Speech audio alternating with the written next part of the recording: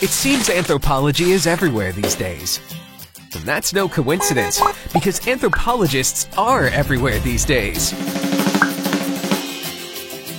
Anthropology is the study of us. Our clothes, our homes, our bodies, how we talk and how we think. Our past, present, and future. It's all anthropology.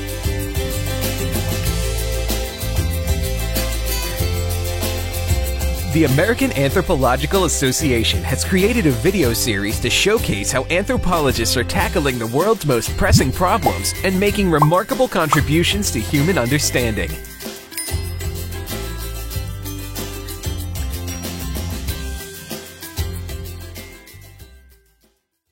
Being surprised by what we find is something that occurs fairly regularly.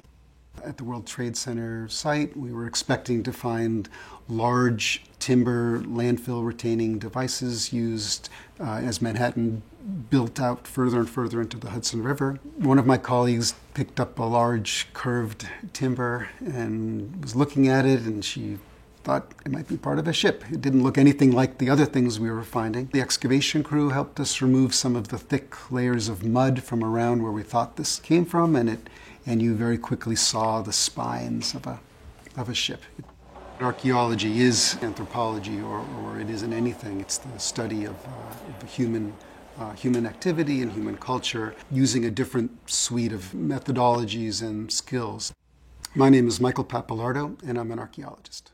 AKRF is an environmental planning and engineering firm.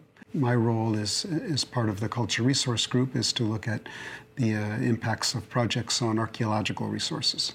As an archaeologist, I'm not looking at in the yards of important people or the sites of important historic events. I'm looking more at the day-to-day remains of people that there might not be books written about them at all. It gives us an opportunity to understand what communities were like. So there's a former bus depot. It's an entire city block in East Harlem. This site was the location of a cemetery that was established in the late 1600s.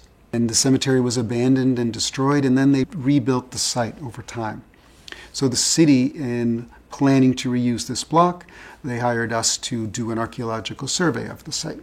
Is there a cemetery still there? Are there any human remains? What's the sensitivity of it archaeologically? During the course of the work, we did find human remains in one of the trenches, and that kind of changed everything. Now we know that we had human remains. The human remains turned out to be disarticulated. There wasn't an actual burial situation where you picture a body in a cemetery. The task force visited the site within the hour after finding a human skull, and it was an incredibly emotional experience for them because this task force had been kind of in existence for almost 10 years at that point, trying to steer redevelopment of the site in a sensitive manner given its important and long history. So finding it kind of made us feel part of that process. It tied us in more with the important and emotional feeling that they were having, seeing the actual remains in place. Through gaining a better understanding of our past, it brings a better integration of communities today.